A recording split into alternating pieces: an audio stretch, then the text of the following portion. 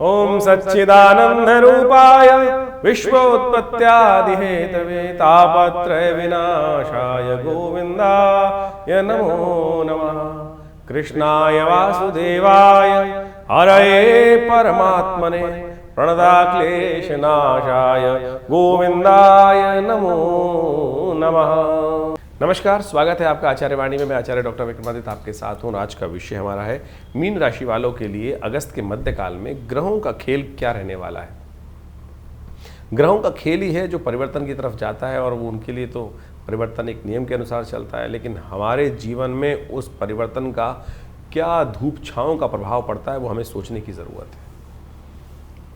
समय बदल जाता है, दिन के रात हो जाते हैं, रात के दिन हो जाते हैं और वही प्रभाव एक बार का जो नेगेटिव प्रभाव है पता नहीं कितने दिन के लिए हमें पीछे कर देता है और एक पॉजिटिव झटका हमको कहाँ से कहाँ ले जाता है। तो अब ये जो परिवर्तन का समय चल रहा है, सूर्य परिवर्तन की तरफ जा रहे हैं, बुध परिवर्तन की तरफ जा रहे हैं, शुक्र इत्यादि बहुत सारे ग्रहों का परिवर्तन का योग इस अगस्त के बचे हुए काल में पड़ने का योग बन रहा है। वो सब क्या करेगा हमारे को अच्छे समझ लेना चाहिए। हमारे ज्योतिष के दृष्टिकोण से तो यो पंचांग के दृष्टिकोण से कई ऐसे उत्सव आते हैं कि वो हमारे द्वारा, देखिए कहा गया है ना शास्त्र में, अवश्यमेव भोक्तव्यम कृतम कर्म शुभाशुभम। यदि हम सही समय पर एक सही कर्म कर लें तो वो कहाँ से कहाँ हमको पहुँचा देता है। लोगों ने इसका प्रत्यक्ष देखा है। एक छोटा सा अच्छा किया हुआ कार्य कब पता नहीं काम आ जाता है जीवन में और वो उसको कहाँ से रंक से राजा बना देता है। ऐसा ही एक योग बनने वाला है इस दौरान अगस्त के मध्यकाल में। वो कौन सा खास उपाय आपको कर लेना चाहिए उस समय में, वो सब बताएंगे हम आपको। सबसे पहले बात कर लेते हैं ग्रहों का परिवर्तन क्या करेगा 11 से आपकी कुंडली के अनुसार से। तो 11 अगस्त की नहीं बात करें, सोमवार के का तिथि है, उस दिन द्वितीया तिथि विद्यमान है। सोमवार का दिन द्वितीया तिथि विद्यमान, कृष्ण पक्ष की द्वितीया है और ऐसे में ग्रह जो हैं आपके लिए पॉजिटिव योग बनाते दिखाई दे रहे हैं, गजकेसरी योग बनाते दिखाई दे रहे हैं। लेकिन क्या गजकेसरी योग आपके लिए शुभ रहेगा? आपके लिए थोड़ा कष्ट उत्पन्न करने के योग बना सकता है। राहु के साथ बैठा हुआ चंद्रमा आपके लिए थोड़ा सा कहीं ना कहीं भ्रमात्मक स्थिति उत्पन्न करेगा। लगेगा बहुत अच्छा है लेकिन कहीं ना कहीं इंटरनल आघात देने के योग दे सकता है। तो ऐसे में आपको विशेष तौर पे थोड़ा बुद्धि के साथ, ध्यान के साथ, चिंताओं को हटाकर चिंतन करते हुए कार्य करने का प्रयास करेंगे तो अच्छा रहेगा। एक बहुत बढ़िया परिवर्तन आपके लिए होने के योग बना रहा है बृहस्पति, बुध इस दिन मार्गी होने जा रहे हैं और ये आपके लिए सबसे बहुत बढ़िया परिवर्तन होने के योग बन रहे हैं। आने वाले कुछ दिन में ये बुध आपको एक नई ऑफ़र दे सकता है, चाहे वो जायदाद संबंधित हो, चाहे प्रॉपर्टी संबंधित हो या कहीं बहुत सारी और ऑफर्स के संबंध बुद्धि के द्वारा बहुत अच्छा, क्योंकि अभी शुक्र भी यहाँ विराजमान होने वाला है कुछ दिन बाद। ये महालक्ष्मी का योग बहुत सुंदर रूप से आपके लिए आने वाले कुछ दिनों में खेल कर सकता है। कोशिश ये करें इस समय का सदुपयोग करते हुए कुछ खास उपाय करने का प्रयास करें। हरी चीज़ों का दान करना आपके लिए शिष्ट रहेगा। 12 तारीख मंगलवार का अवसर, सुंदर योग लेकर आया है ये दिन आपके लिए, क्योंकि इस दिन मंगलवार के साथ साथ उदय तिथि तृतीया है लेकिन चतुर्थी का योग बन जाएगा, इसलिए अंगारक चतुर्थी और साथ साथ गणेश चतुर्थी का योग भी बन रहा है। ग्रह परिवर्तन की तरफ जा रहा है, आपकी राशि में ही पदार्पण करने वाले हैं चंद्रमा महाराज, शनि के साथ विराजमान हो जाएंगे और ये शनि के साथ विराजमान होकर आपके लिए नया उत्साह करने के योग बनाएंगे। बस जिद से बचने का प्रयास करने हैं। मीन राशि वालों के साथ इन दिनों कुछ दौरान समस्या चल रही हैं क्योंकि शनि महाराज आपकी राशि में चल रहे हैं। बार बार कई फितूर दिमाग में सवार हो जाते हैं और जो आपकी स्पीड को डाइवर्ट कर देते हैं, स्लो कर देते हैं, तो इसको हमको ध्यान रखने की ज़रूरत है। खैर इन दिनों शनि का खासतौर पर उपाय करने के लिए हम आपके समक्ष हैं क्योंकि अंगारक चतुर्थी है, मंगल शनि एक दूसरे के सामने बैठे हैं। हनुमान जी का पाठ, सुंदरकांड का पाठ करिए, आपके लिए बहुत सुंदर योग बनेगा। हमने विवेकानंद योगाश्रम में इस दिन मंगल ग्रह शांति महायज्ञ अंगारक चतुर्थी पर सुंदरकांड का पाठ सब रखा है, आप भी उसमें सम्मिलित हो सकते हैं। भगवान विघ्नहर्ता गणेश जी की कृपा से, हनुमान जी की कृपा से ये सब दोनों, हनुमान जी को और विशेष तौर पर देखिए एक समानता है दोनों में। हनुमान जी का संबंध भी और गणेश जी का संबंध शिव के साथ है, दोनों को सिंदूर चढ़ता है। चतुर्थी के दिन दोनों को सिंदूर चढ़ाइए और देखिए अंगारक चतुर्थी आपके लिए कैसे शुभ लाभ देने के योग बनाएगी।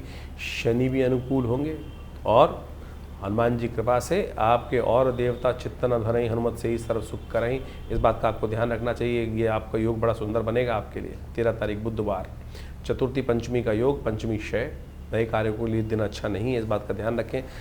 बाकी ग्रहों के लिए, आप कार्यों के लिए आपका दिन ओवरऑल कई मामलों में अच्छा दिखाई देता है, लेकिन 7.5 ही चल रही है, इसलिए शनि का उपाय आपको लगातार करते रहना चाहिए। शनि का उपाय करने के लिए जो भी उपाय हो सकते हैं, शनि स्तोत्र का पाठ करें, शनि के मंत्र का जप करें, हो सके तो इस दिन गणेश जी को दूर्वा अर्पित करने का प्रयास करें। स्वास्थ्य में भी लाभ देने के योग बनाएंगे। दूर्वा एक औषधि है जिसको विशेष रूप से गणेश जी को अर्पित करने से देव कृपा से आपके बहुत सारे शारीरिक कष्ट दूर होने के योग बन जाते हैं। शनि इस वक्त आपकी राशि में 7.5 के दौर में कहीं ना कहीं कुछ अप्रत्यक्ष कष्ट लाने के योग बना सकते हैं, तो ये उपाय अवश्य करते रहिएगा। दूर्वा गणेश जी को अर्पित करने से कष्ट निवृत्ति का योग बनेगा। 14 तारीख के दिन बात करें, बृहस्पतिवार का अवसर, षष्ठी तिथि विद्यमान है और इस दिन ग्रहों का योगा योग आप समझें आपकी राशि के दृष्टिकोण से परिवर्तन का पड़ रहा है और ये परिवर्तन आशीर्वाद से आपके लिए पॉजिटिविटी ला सकता है। जितने विनम्र होकर कार्य करेंगे ना, शनि विनम्र नहीं होने दे रहा आपको। शनि आपको पल पल बदलता चला जा रहा है और जहाँ नरम होना होता है वहाँ गर्म हो जाते हैं और जहाँ गर्म होना होता है वहाँ पर आप अड़ जाते हैं। तो इसलिए कोशिश ये करो, वहाँ पे आपके एक्शन स्लो हो जाते हैं। बस इस बात का ध्यान रखते हुए कार्य करें। तो ऐसे में आवश्यकता है बृहस्पति को थोड़ी शक्ति लेने की। बृहस्पति महाराज इन दिनों आपकी राशि के दृष्टिकोण से जो योग बना रहे हैं वो कहीं ना कहीं सुख सफलता देने के योग बना रहे हैं। बृहस्पतिवार है, गुरु की आराधना करें, पीली चीज़ों का दान करें और हो सके तो केसर का सेवन करें। ये उपाय आपके लिए अच्छे रहेंगे, करिए, कल्याण होगा। 15 तारीख 15 अगस्त राष्ट्र सर्वोपरि, स्वतंत्रता दिवस। जननी जन्मभूमिश्च स्वर्गाद्यपि गरीयसी, जिस शास्त्र का, जिस संस्कृति का वाक्य हो तो उसमें हमें ध्यान रखना चाहिए कि हम अपने लिए क्या कर रहे हैं वो छोड़ दें, पहले हम राष्ट्र के लिए क्या कर रहे हैं इस बात का भी ध्यान दें। नहीं सोचते लोग, तो इसलिए हर जगह हम राष्ट्र को खाने का प्रयास कर रहे हैं। राष्ट्र के लिए कुछ बहुत कम लोग कुछ कर रहे हैं, तो कोशिश करें राष्ट्र के प्रति समर्पित भाव से सोचें। उन लोगों ने जिस वलवले के साथ, जिस फितूर के साथ, जिस प्रेरणा के साथ फांसी के फंदे तक को चूम लिया था, क्या हम उनकी अपेक्षाओं पे सही बैठ रहे हैं या नहीं बैठ रहे हैं? तो इस बात को आज चिंतन करने की ज़रूरत है। तब हम आज़ादी की हवा में सांस लेने के सही हकदार हैं, इस बात का ध्यान रखना चाहिए। खैर, ग्रहों के दृष्टिकोण से कैसा ग्रहों का योग है वो भी समझ लीजिए। ग्रहों के दृष्टिकोण से ये आपके लिए नया एक उत्साह को जगाने का योग दिखाई देता है।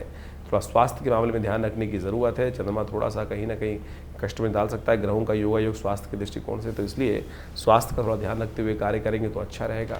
हो सके तो इस दिन विशेष तौर पर गौ सेवा करने का प्रयास करें, वो आपके लिए, क्योंकि गाय के अंदर समस्त देवताओं का वास होता है और इसलिए जो भी उपाय करेंगे गाय के द्वारा करे जा रहे उपाय, इसलिए हमारी संस्कृति में सबसे पहले गौ पूजन करने का, गौ के निमित्त कुछ दान करने का पुण्य सबसे ज़्यादा बताया गया है। 16 तारीख का दिन शनिवार का दिन है और जन्माष्टमी का दिवस है। बहुत सुंदर योग लेकर जन्माष्टमी आई है। शनिवार के दिन जन्माष्टमी का सुंदर योग बन रहा है। बहुत सारे लोगों को शायद ज्ञान नहीं होगा कि शनि का संबंध भगवान कृष्ण के साथ बहुत अद्भुत है। कहा जाता है, और इस बार शनिवार की जन्माष्टमी पड़ रही है। आपकी राशि के दृष्टिकोण से यदि हम बात करें, 7.5 से बचने का एक रास्ता देखी जाएगी। 7.5 ये जन्माष्टमी कैसे लेंगे वो भी हम आपको बताएंगे, लेकिन सबसे पहले समझेंगे शनिवार का जो शनि का संबंध कृष्ण के साथ कैसे है। भगवान कृष्ण के साथ कहा जाता है कि शनि पूरे संसार से त्रस्त थे, कोई उनको शुभ नहीं मानता, सब उनकी अवहेलना करते थे और साथ साथ एक दिन बड़े त्रस्त हुए, अपना रुदन जाकर भगवान कृष्ण के समक्ष रखे। कृष्ण जी ने उनको अपने ब्रजमंडल में स्थित कराया, जहाँ पर कहा जाता है कि ब्रज 84 कोस के अंदर कोकिला वन क्षेत्र में शनि को अपना स्थान दिया। और कहा जाता है कि शनि को जो उस दिन तेल जाके चढ़ाता है, जन्माष्टमी के दिन सुंदर योग बन रहा है। शनि की 7.5 आप पर चल रही है, तो कोशिश ये करें कुछ खास उपाय।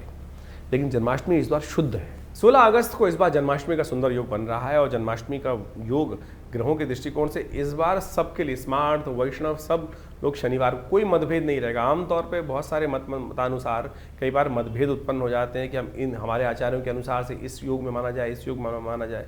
लेकिन इस बार यदि पंचांग को देखा जाए तो बहुत सारे द्वंद्वों को करने की ज़रूरत ही नहीं है। अष्टमी उदया तिथि के रूप में विराजमान है 16 तारीख को, और उसके साथ साथ सुबह रात्रि के समय जिस वक्त भगवान का जन्म माना जाता है उस समय वृषभ लग्न भी उपस्थित हो ही जाएगी। और साथ साथ चंद्रमा भी विशेष तौर पर यदि देखा जाए तो वृषभ राशि में ही उस दिन उच्च के विराजमान होकर रहेंगे। और इसके साथ साथ एक बात ग्रहों का योग और भी बड़ा सुंदर ये बन रहा है कि रोहिणी नक्षत्र वो भी रात्रि के अंतिम पहर में जाकर भोर काल से पहले पहले उपस्थित होने के योग बना लेगा, दिल्ली के पंचांग के अनुसार से देखें तो बहुत सारे ग्रहों का योग इसी प्रकार से बन रहा है। तो क्या स्मार्ट, क्या वैष्णव, क्या संप्रदाय, समस्त लोगों के लिए ये सुंदर तिथि है। भगवान सुंदर का अभिषेक करें, भगवान का विशेष तौर पर पूजन करें। ओम नमो भगवते वासुदेवाय पुरुष सूक्त के द्वारा भगवान को सुंदर रूप से स्नान कराएं, और उनका पूजन करें। षोडश विधि के अनुसार से षोडश जो हमारे पूजा पाठ के तरीके हैं उन सब के द्वारा सहस्रसी रेखा पुरुखा सहस्राक्ष सहस्रपात सभोमेकं सर्वातस्पित्वा त्रोतिष्ठ, इसी के द्वारा भगवान का अभिषेक दूध से, दही से, समस्त पंचामृत से भगवान का अभिषेक कराकर भगवान को वस्त्र अलंकृत करते हुए सुंदर रूप से भगवान का स्तवन करना। कहा जाता है कि आप कुछ और करें ना करें, कम से कम भगवान की जन्माष्टमी के अवसर पर भाद्रपद मास के कृष्ण पक्ष की अष्टमी के दिन अवश्य उपवास रखें। उपवास रख के भगवान का सुंदर रूप से संकीर्तन करें, पूजन करें, भगवान का अभिषेक करें, हरिनाम का संकीर्तन करें, और केवल इसी से आपके अनेक जन्मों के कष्ट जो हैं वो कट जाते हैं। उपवास रखिए। उपवास का मतलब केवल भूख हड़ताल नहीं होता है। आजकल बहुत सारी समस्याएं क्या हो गई हैं, उपवास लोग करने की जहाँ बात की जाती है तो खाना पीना छोड़कर बैठ जाते हैं। उपवास का मतलब कतई भूख हड़ताल नहीं है। व्रत का मतलब कुछ और है। व्रत का मतलब तो विशेष तौर पर कुछ लोगों ने ऐसा बना दिया कि भैया आज भोजन नहीं करेंगे। मुझे वो बताइए, मैं सीधी तरह से, उपवास करनी बहुत अच्छी, व्रत करना एक बहुत बढ़िया सिद्धांत है। खाना भी ना खाएं तो ठीक है, विश्राम मिलना चाहिए। लेकिन एक बात, छोटी सी बात समझने की आवश्यकता है। आपका बच्चा यदि सुबह से लेकर शाम तक कोई बात कर रहा हो, आपको ये चाहिए, पिताजी ये चाहिए, माताजी ये चाहिए, और सुबह से लेकर दोपहर तक, रात तक खाना ना खाए, तो मुझे एक बार बताएं, क्या माता पिता प्रसन्न होंगे? या माता पिता विशेष तौर पर उनका खून नहीं चलेगा कि बच्चा खाना नहीं खा रहा है, और भगवान आपके माँ बाप प्रसन्नता से अपने जीवन यापन कर पाएंगे? नहीं कर पाएंगे। तो शास्त्र में कुछ भ्रांतियां उत्पन्न हो गई हैं। लोगों ने भूख हड़ताल को व्रत मान लिया है। व्रत का वास्तविक अर्थ जो है वो है उपवास। वास का मतलब है रहना, उप यानी जहां से हो, जहां रह रहे हो वहां से हटने का प्रयास करो, कहीं और वास करो, वहां से अपने आप को उठाओ और प्रभु के सानिध्य में जाकर वास करने का प्रयास करो। शांति से प्रभु का स्मरण करो, सात्विकता के साथ रहो, प्रभु के श्री चरणों में निवास करो, तब तो व्रत हुआ, तब तो उपवास हुआ। नहीं तो केवल भूख हड़ताल हुई, नहीं तो जिद हो गई। आपको खाली ना खाना, खाना ना खाना भी एक प्रकार से उपव्रत कहा जा सकता है। लेकिन कुछ कालांतर में ऐसी भ्रांति उत्पन्न हो गई है बहुत सारी चीज़ों ने कि भूख हड़ताल, पेट को कुछ नहीं देना, उसी को हम व्रत मान के बैठ गए हैं। लेकिन और उस दिन एक समझे कि जिस दिन खाना नहीं खाया, कुछ नहीं किया, उस दिन क्या होगा, और बाहर की चीज़ सब खा लेंगे। कुट्टू के आटे से लेकर पता नहीं क्या क्या, पकौड़ी, चाट पकौड़ी इत्यादि समस्त खाने की व्यवस्था बना लेंगे। तो फिर वो क्या हुआ, फिर तो वो कुछ और ही हो गया ना। इस व्रत में हरिनाम का संकीर्तन, जागरण, भगवान के नाम का जप, भगवान के क्रियाकलाप जो हैं उनकी कथाएं पढ़ना, उनकी कथा सुनना, उनके मंत्र का जप करना, दान पुण्य करना, सात्विकता का से जीवन निर्वाह करने का प्रयास करना, और विशेष तौर पर मनसा वाचा कर्मणा प्रभु के नाम का संकीर्तन करना, ये तो हुआ उपवास। तो अब आप देख लीजिए आप क्या कर रहे हैं। तो परमात्मा की कृपा प्राप्त करने के लिए फिर कहते हैं लोग संकट नहीं हरे, कष्ट नहीं हरे। तो ऐसे में कष्ट कहाँ हरेंगे? तो इसलिए इस बात को समझें कि इस जन्माष्टमी पर हम भगवान का षोडशोपचार पूजन करें। हमने विवेकानंद योगाश्रम में इस दिन विशेष भगवान का पूजन रखा है। शाम के समय जो करीब करीब यज्ञ के साथ आरंभ होगा और भगवान के पूजन के साथ सुंदर व्यवस्था बनेगी। भगवान को विशेष तौर पर षोडशोपचार पूजन कर कर उनका विभिन्न प्रकार से, विभिन्न औषधियों से उनका अभिषेक रहेगा, भगवान का पूजन रहेगा, भगवान के नाम का संकीर्तन रहेगा, कीर्तन, पूजा पाठ सबकी व्यवस्था है। आप अवश्य भगवान के नाम के संकीर्तन में उस दिन पधारें। आश्रम पे, विवेकानंद योग आश्रम में प्रभु की कृपा से सुंदर कल्याण का अवसर बनेगा। भगवान के नाम का संकीर्तन कर कर हमारे इस आश्रम पे, जिसमें पिछले करीब करीब आप मान के चलें 50-60 सालों से नित्यपति 8 घंटे यज्ञ होता है। माँ भगवती का सुंदर शिव विग्रह, इस दिन भगवती दुर्गा का भी प्राकट्य उत्सव है। आप महामाया जी का भी प्राकट्य उत्सव माना जाता है, जो भगवान कृष्ण के साथ ही उत्पन्न हुई थी। भगवती दुर्गा की उपासना इस दिन विशेष तौर पर की जानी चाहिए, और भगवती दुर्गा के साथ साथ भगवान कृष्ण की सुंदर उपासना कर कर इस संसार में शांति स्थापित करने के लिए, कष्टों को निवारण करने के लिए, बिना भगवती की, बिना शक्ति की उपासना किए बिना भगवान की कृपा नहीं होती। तो इसलिए सुंदर रूप से आप अपने कार्यक्रमों में, यज्ञ में सम्मिलित हों। भगवान के नाम के संकीर्तन में हम विशेष रूप से कार्यक्रम रख रहे हैं, तो आप अवश्य अपना स्थान आरक्षित कर कर इस कार्यक्रम में सम्मिलित हो सकते हैं। मीन राशि वालों, सुंदर रूप से जन्माष्टमी का सुंदर योग आप लाभ लेने का प्रयास करें। जन्माष्टमी के दिन जो सुंदर योग बन रहा है आपके ग्रहों को ठीक करने के लिए, एक तो शनि स्तोत्र का पाठ अवश्य कीजिएगा। नमः कृष्णाय नीलाय शितिकंठ निभाय च, नमः कालाग्नि रूपाय कृतांताय च वै नमः। ये शनि को मनाने का बहुत सुंदर योग है। और देखिए, हम सब स्वार्थी हैं कहीं ना कहीं तो संसार में। हम परमात्मा की उपासना करते हैं, कहीं ना कहीं स्वार्थ लेके करते हैं, तो कम से कम इसी भाव को रख के करें कि शनि महाराज पर भगवान कृष्ण से यही प्रार्थना करें कि शनि को हमारे अनुकूल करने का प्रयास करें। देखिए, आपकी राशि के दृष्टिकोण से भगवान को आप स्नान कराएं शाम को बहुत सुंदर वेला में, जब वृषभ लग्न आरंभ हो जाए तो भगवान को सुंदर स्नान कराकर उनका पूजन करें और उस समय भगवान को पीले वस्त्र अर्पित करने का प्रयास करें। भगवान का जो विशेष तौर पे पंचामृत आप बना रहे हैं उसमें केसर अवश्य डालिएगा।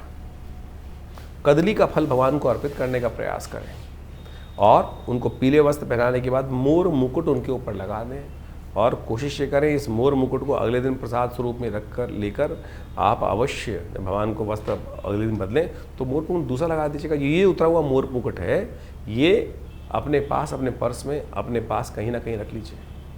देखिएगा शनि का तमाम जो नेगेटिव प्रभाव है वो एक तरफ हो जाएगा। शनि भगवान की कृपा से ओम नमो भगवते वासुदेवाय का मंत्र जप करते हुए इस जन्माष्टमी पर सुंदर रूप से भगवान का पूजन करने का प्रयास करें।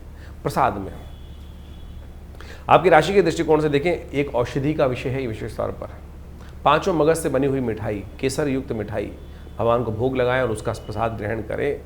हमारे यहाँ आमतौर पे जन्माष्टमी में जो मिठाई बनती है वो साधारण मिठाई नहीं होती है। नारियल की, 5 मगज की, धनिये की, गोंद की, इस प्रकार से अनेक अनेक औषधियों की मिठाई बनाई जाती है। और ये विशेष तौर पर आपकी राशि के दृष्टिकोण से, ज्योतिष के दृष्टिकोण से यदि देखें तो स्वास्थ्य को लाभ देने के लिए, ग्रहों का उपचार करने के लिए बड़ा अद्भुत कार्य करती है। तो आपकी राशि के दृष्टिकोण से हमने आपको बताया 5 मगज की केसर युक्त मिठाई आपके लिए संपूर्ण रूप से कष्ट को दूर करने वाली रहेगी और आपके स्वास्थ्य को भी लाभ देगी। तो इस प्रकार से इसको मनाएं, कल्याण होगा। 17 तारीख रविवार का अवसर, नौमी तिथि विद्यमान है, गुगा नौमी और साथ साथ इस दिन संक्रांति का, सिंह संक्रांति का योग बन रहा है। सूर्य अपने घर आ रहे हैं आपकी राशि के दृष्टिकोण से यदि समझें तो। लेकिन आपकी राशि के दृष्टिकोण से थोड़ा सा ये सूर्य का परिवर्तन कुछ मामलों में थोड़ा हल्का दिखाई देता है। स्वास्थ्य के मामले में ये कहीं ना कहीं थोड़ा सा भारी पड़ सकता है, तो सूर्य को थोड़ा शक्ति देने की आपको लगातार ज़रूरत पड़ेगी। रिपु भाव में जाकर आपके विचार से, आपके पराक्रम से बहुत सारे रिपु जो हैं वो आपसे ईर्ष्या के कारण से आपके अलग जाकर, आपके अगेंस्ट जाकर खड़े हो सकते हैं। 7.5 आप पर चल रही है और रिपु भाव प्रबल होता दिखाई दे रहा है ऐसे में। तो ऐसे में सूर्य की शक्ति, आपने तेज को, अब आपका कार्य बढ़िया हो, सब कुछ हो, लेकिन कई बार लोग जलते हैं, मनोमस्तिष्क में ईर्ष्या पाल लेते हैं, तो ध्यान रखना पड़ेगा आपको खास तौर पर। ऐसे में गायत्री का जप नित्यपति करना चाहिए। हो सके तो भगवती महाकाली के मंत्र का जप करें। सर्वबाधा प्रशमनम त्रैलोक्य अखिलेश्वरी एवमेव त्यागारिम अस्मद्वैरी विनाशनम, इस मंत्र का लगातार जप करने का प्रयास करें और थोड़ा स्वास्थ्य का ध्यान रखने का प्रयास करें। स्वास्थ्य पर यह समय भारी पड़ सकता है, तो ऐसे में मस्कुलर डिसऑर्डर डिसीजेज जो होती हैं, शरीर संबंधित कमजोरी संबंधित समस्याएं वो आपको हो सकती हैं। तो ऐसे में नित्यपति अब एक काम करने का प्रयास करें। सुगंधित पुष्प लेकर, जो कोई सुगंध वाले पुष्प हों वो लेकर या हल्दी लेकर आप अपने तेल में मिलाकर उस तेल का नित्यपति मर्दन अपने शरीर में करें। तिल के तेल में कोई भी सुगंधित पुष्प डालकर या हल्दी डालकर उसका मर्दन अपने शरीर पर नित्यपति करने का प्रयास करें। वो आपके लिए कहीं ना कहीं स्वास्थ्य के मामलों में कष्ट से निवृत्ति करने का योग अवश्य देगा। ये शनि का, ये ज्योतिष के दृष्टिकोण से, औषधीय दृष्टिकोण से आपके ग्रहों का उपचार भी है, तो उसको करेंगे तो कल्याणकारी योग कहीं ना कहीं बनते रहेंगे। और हो सके तो इस दिन भगवान सूर्य के निमित्त अर्घ भी अवश्य दें, तो वो आपके लिए कल्याणकारी रहेगा। 18 तारीख सोमवार का अवसर, दशमी तिथि विद्यमान है और ग्रह परिवर्तन की तरफ योग बनाएंगे और ये परिवर्तन का योग आपकी राशि के दृष्टिकोण से यदि हम देखें तो गजकेसरी योग बनकर तैयार होगा, जो आपके लिए बहुत पॉजिटिव रिजल्ट लाने के लिए रास्ता बनाएगा। आपके विचारों से, बहुत सारी चीज़ों से नए रास्ते आपको बनते दिखाई देंगे। भद्रा है इस दिन, ध्यान रखिएगा, नए कार्यों को करने से थोड़ा बचें। शाम तक भद्रा का योग रहेगा, अगले दिन 2-3 दिन आपको मिलेंगे, उसमें अच्छे रिजल्ट्स प्राप्त करने के योग बन सकते हैं। 19 तारीख मंगलवार, अजय एकादशी का योग, कृष्ण पक्ष पड़ने वाली, भाद्रपद कृष्ण पक्ष को जो एकादशी पड़ती है अजय एकादशी कही जाती है। बृहस्पति के साथ चंद्रमा का शुभ संयोग जो बन रहा है वो आपके लिए कई मामलों में लॉटरी खोलने का योग बना सकता है। तो इसमें कई मामलों में थोड़ा जो है स्थिति वो आप उस पर दाव लगा सकते हैं, लेकिन शनि की 7.5 है, वो कहीं ना कहीं अंकुश लेकर आपके साथ चल रही है। हमारे जीवन में जय विजय जो होती है, जो पराजय होती है, विजय होती है, वो कहीं ना कहीं हमारे कर्म के अनुसार से होती है।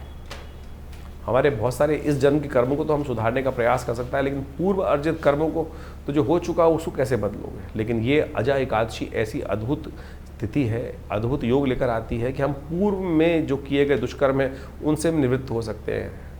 शास्त्र इसको प्रमाण करता है। शास्त्र में कहा गया है कि अजय एकादशी के दिन विष्णु सहस्रनाम का पाठ करना, भगवान विष्णु की पूजा करना, तर्पण इत्यादि करने से पूर्व अर्जित जो कर्म है, दुष्कर्म है, उनसे भी निवृत्ति हो जाती है। तो इसलिए विष्णु सहस्त्रनाम का पाठ करें, विष्णु जी का पूजन करें, उनका चरणामृत ग्रहण करें तो अच्छा होगा। 20 तारीख बुधवार का अवसर, द्वादशी तिथि विद्यमान है। और ग्रहों के दृष्टिकोण से यदि हम देखें तो ग्रह जो कह रहे हैं वो क्या कह रहे हैं, आपकी राशि के दृष्टिकोण से आपके लिए शुभ योग बना रहे हैं। आने वाले 3-4 दिन आपके लिए बहुत पॉजिटिव रहने वाले हैं। शुक्र के साथ, बुध के साथ चंद्रमा का योग बनता दिखाई देगा और ये आपके लिए बड़े पॉजिटिव रिजल्ट लेकर आता दिखाई दे रहा है। गोवत्स द्वादशी है, गाय को विशेष तौर पर इस दिन आपकी राशि के दृष्टिकोण से अच्छा रहेगा कि मक्का अपने हाथ से खिलाएं। मक्का हला खिलाने से आपके लिए बहुत सुंदर योग बनेगा। गाय को गुड़ खिलाएं, गाय के बछड़े को। गोवत्स द्वादशी है और इस दिन एक और योग बन रहा है। बुध महाराज बहुत जल्दी परिवर्तन कर चुके हैं, शुक्र के साथ बहुत बढ़िया योग बनाने वाले हैं। बुध प्रदोष उससे पहले बन रहा है, तो ऐसे में आपके लिए कुछ नया विजय का योग बने, आपके ज़मीन जायदाद से, बुद्धि से कुछ नया खेल, पॉजिटिव रिजल्ट बने। इस 7.5 के दौरान में आपको लाभ प्राप्त हो, इसके लिए काम कर लीजिए इस दिन। विजया रस से यानी भंग के रस से भगवान का अभिषेक करना शाम के समय सूर्यास्त होने के बाद, तो अवश्य लाभ के योग बनेंगे। तो ग्रहों का योग आपने समझा। इस वक्त भाद्रपद का महीना चल रहा है और भाद्रपद के महीने में जो ग्रहों का योग परिवर्तन का योग बनाएगा वो तो आपके समक्ष है ही है, लेकिन एक विशेष योग बन रहा है कि इस भाद्रपद में 5 रविवार का योग बन रहा है। और इस बार राजा भी सूर्य ही हैं, पूरे जो विश्व के राजा है, संवत के राजा हैं। और उसके दृष्टिकोण से यदि ग्रहण प्रभाव देखा जाए तो इस बार पूरे विश्व में अच्छी खासी वृष्टि के योग बन रहे हैं और वो इतनी ज़्यादा हो गई है, कई जगह लोग परेशान भी हो गए, त्रस्त भी हो गए हैं। और इस बार 5 रविवार का योग भाद्रपद में जो दिखा रहा है वो वास्तविक तौर पर एक बात को भी इंगित करता है कि जो इस वक्त भयावह पूरे विश्व में पानी की त्रासदी चल रही है, अतिवृष्टि होने के योग बन गए हैं, उससे कहीं ना कहीं अब कुछ ना कुछ रास्ता, बचाव का रास्ता बनता भी दिखाई देगा। लेकिन ये कहीं ना कहीं प्रकार से जो भाद्रपद महीने में यदि 5 रविवार पड़ जाए तो एक बात कही जाती है, युद्ध की आशंका, युद्ध की अफवाहें, कहीं ना कहीं मतभेद बहुत ज़्यादा कहीं ना कहीं संसार में बढ़ जाते हैं और कहीं ना कहीं आपस में मनभेद भी होने लगते हैं। इस वक्त विश्व में जिस प्रकार से जो योग बन रहा है वो कहीं ना कहीं आपदाओं का संकेत भी देता दिखाई दे रहा है। और ऐसे में जो अन्न इत्यादि के संबंध में जो कार्य करते हैं उनको भी थोड़ा सावधान रहना चाहिए। तेजी का माहौल बनता दिखाई दे रहा है। विभिन्न अन्न के क्षेत्र जितने भी हैं, खाद्य पदार्थ जितने हैं, गेहूँ इत्यादि, चावल इत्यादि और बहुत सारी और भी जितनी चीज़ें हैं, उन सब में कहीं ना कहीं जो अतिवृष्टि के कारण से जो योग बनते दिखाई दे रहे हैं वो कहीं ना कहीं महंगाई को बढ़ाने की तरफ योग बनाते दिखाई दे रहे हैं। ऐसे में आपकी राशि के दृष्टिकोण से जो योग बन रहे हैं वो आपने अच्छे समझें। ग्रहों के प्रभाव को जितने जल्दी हम समझ लें और उसके अनुसार से अपने जीवन में सही रास्ता पकड़ लें, ये ज्योतिष का चमत्कारिक प्रभाव है। देखिए, जो सूर्य है वो हर एक स्थिति में एक सही निकलता है, लेकिन हर व्यक्ति पर उसका प्रभाव अलग अलग होता है। ग्रहों का ये परिवर्तन जो योग बनाते हैं, इन सब का प्रभाव सूक्ष्म दृष्टिकोण से हर व्यक्ति को समझ में आना चाहिए। ज्योतिष के दृष्टिकोण से बड़ा सूक्ष्म अन्वेषण है। आपकी जन्मपत्री, आपका जो भाग्य है वो हर व्यक्ति का अलग है। कहीं ना कहीं उस भाग्य पर किस प्रकार का योग बनेगा, ग्रहों का परिवर्तन क्या प्रभाव डालेगा, हर व्यक्ति पर अलग प्रभाव डालता है। एक ही क्षेत्र में रहने वाले, एक ही घर में रहने वाले, यदि हम देखें कि क्या परिवर्तन एक जैसा ही होगा सबके लिए? नहीं, बिल्कुल नहीं होगा। किसी के लिए अच्छा, किसी के खराब। एक ही घर में रहने वाले जो 8-5-6 जातक हैं, उन सब पर भी ग्रहों का प्रभाव अलग अलग होता है। तो ऐसे में उस परिवर्तन का प्रभाव आपके ऊपर क्या हो रहा है, राशि के दृष्टिकोण से तो आप समझ ही रहे हैं, लेकिन आपकी जन्मपत्री, आपका जन्म समय, आपका भाग्य बिल्कुल बहुत सारी चीज़ों को बताने में रास्ता बता सकता है। तो ज्योतिष विज्ञान बड़ी सूक्ष्म दृष्टिकोण से देखने की चीज़ें हैं और हम बहुत सारी चीज़ों को समझने का प्रयास करते हैं। बड़ा शोध संस्थान चलाते हैं पिछले करीब 50 सालों में। ज्योतिष के संबंध में, अध्यात्म के संबंध में, भारतीय योग विज्ञान के संबंध में हमारे आश्रम में बहुत सारी रिसर्च, बहुत सारा अनुसंधान, शोध किया गया। 50 से ऊपर पुस्तकें प्रकाशित की गई हैं। सदगुरु आचार्य श्री केशव देव जी के महाराज के सानिध्य में रहकर हमने बहुत सारे विभिन्न भारत की पराविद्याओं के ऊपर कार्य किया, चाहे वो मंत्र विज्ञान है, चाहे वो यज्ञ विज्ञान है, चाहे वो कर्मकांड है, योग की सहस्त्रों शाखाएं हैं, और उन सब के ऊपर मुद्रा विज्ञान इत्यादि बहुत सारे अलग अलग विषयों के ऊपर बहुत सारा शोध अनुसंधान करके चीज़ों को समझने का हमने प्रयास किया। और आप समझें, ज्योतिष एक ऐसा विषय है कि जिसके द्वारा आप बहुत सारे कार्यों का निदान भी कर सकते हैं, डायग्नोज कर सकते हैं। बीमारियों के संबंध में भी आयुर्वेद के साथ साथ ज्योतिष को साथ साथ चलाया गया था।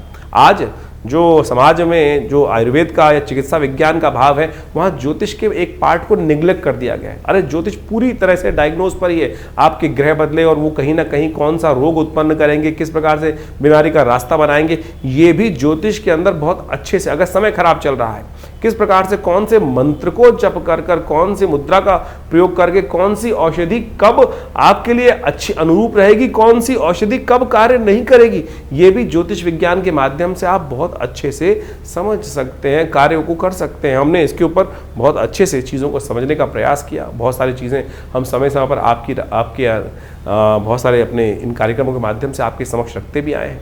तो आप ज्योतिष विज्ञान को सही रूप समझने का प्रयास करें। विडंबनाएं, बहुत सारी लोग आपके मन में ऐसे भाव डालने का प्रयास करेंगे कि सब कुछ भी सत्य नहीं है। अरे नहीं, एक एक चीज़ सत्य है, एक एक चीज़ का प्रभाव है। इसको आप समझें। हमारे ऋषि मुनियों ने हजारों लाखों पुस्तकें, लाखों अनुसंधान हमारे समक्ष उपस्थित किए हैं। हर ऋषि, करोड़ों ऋषि हुए आज तक हो चुके हैं, और उन सब ने अपने शोध हमारी भारतीय संस्कृति में जगह जगह बताए हैं, और लोग उसका प्रभाव देखते भी आए। और हमने खुद देखा, बहुत सारे महामृत्युंजय मंत्र इत्यादि बहुत सारे अनुष्ठान जो समय समय पर करते हैं, उनका प्रभाव बहुत प्रत्यक्ष रूप से होता है। चाहे वो जीवन के स्वास्थ्य संबंधी समस्याएं, चाहे वो जीवन की किसी भी पहलू से संबंधित समस्या है, उसका निदान करने के लिए विभिन्न मंत्रों के माध्यम से, विभिन्न उपायों के माध्यम से, चाहे वो रत्न है, चाहे वो विभिन्न उपाय हैं, चाहे वो दान है, चाहे वो पुण्य है, चाहे वो औषधि है, चाहे वो ध्यान है, इन सबको मार्ग अपना सकते हैं। और तो और मुद्राएं अपने आप में चमत्कारी प्रभाव दिखाती हैं। ये शरीर के जो विभिन्न भागों के द्वारा योग और विभिन्न मुद्राओं का उपयोग किया जाता है। जैसे किसी का बृहस्पति खराब है तो ये ज्ञान मुद्रा का नित्यप्रति अभ्यास करें, देखें, किसी और चीज़ की आवश्यकता ही नहीं पड़ेगी। शनि यदि खराब चल रहा है, शनि का दुष्प्रभाव बहुत ज़्यादा जीवन में हो रहा है, तो यदि नेगेटिव प्रभाव है तो इसको इस मुद्रा के द्वारा, शून्य मुद्रा का उपयोग करते हुए, शनि की मुद्रा का उपयोग करते हुए यदि मंत्र जप किया जाए, कुछ भी उसका नित्य प्रति इस मुद्रा का अभ्यास किया जाए, तो उससे भी बहुत ज़बरदस्त प्रकार से आपकी समस्याओं को ठीक करने में रास्ते मिलते हैं। तो ऐसे बहुत सारी चीज़ें हैं, बहुत सारे मार्ग हैं जिनको आप समझेंगे तो बहुत अच्छे से रास्ता बनता दिखाई देगा, कष्टों को निवारण करने का योग बनता दिखाई देगा। और इन सब चीज़ों को हमें अच्छे से समझ लेना चाहिए। बहुत सारे लोग, ये कहानियाँ नहीं है, पुराण इत्यादि में जो रहस्य बताए गए हैं वो कतई किसी प्रकार भी कहानियाँ नहीं है, लेकिन उनके पीछे उसका आदि भौतिक, आदि दैविक रहस्य छुपा हुआ है। उन रहस्यों को हमको समझना चाहिए। अभी सावन का महीना समाप्त हुआ। सावन में भगवान का जैसे रुद्राभिषेक करते हैं, रुद्राभिषेक करते हुए भगवान पर विभिन्न प्रकार से भगवान को स्नान कराया जाता है, कभी दूध से, कभी दही से, कभी भस्म से। भगवान के ऊपर बिलपत्र चढ़ाए जाते हैं, दूर्वा चढ़ाई जाती है, भंग चढ़ाई जाती है, और तो और वो आक के पत्ते चढ़ाए जाते हैं, धतूरे के पत्ते चढ़ाए जाते हैं। यदि इनको वैज्ञानिक तौर पे आप देखने का प्रयास करेंगे तो इन सब के माध्यम से आप समझे, घास को चढ़ाकर भगवान के ऊपर चढ़ाने का कारण क्या है? उसका मंत्र है कांडात कांडात प्रोहंती। भगवान के ऊपर चढ़ाते हुए इस मंत्र को कहा जाता है। औषध विज्ञान के अनुसार से आपके जो बहुत सारी बीमारी को ठीक करने के लिए, पेट संबंधी बीमारियों को ठीक करने के लिए ये बहुत दिव्य औषधि है। जो घास के ऊपर 3 जो अंकुर, दिरवा अंकुर होते हैं, कहा जाता है गणेश जी एक बार बीमार हो गए थे और ऋषियों ने 108 दूर्वा अंकुर अभिमंत्रित कर कर गणेश जी को दिए, उससे उनको स्वास्थ्य में लाभ प्राप्त हुआ।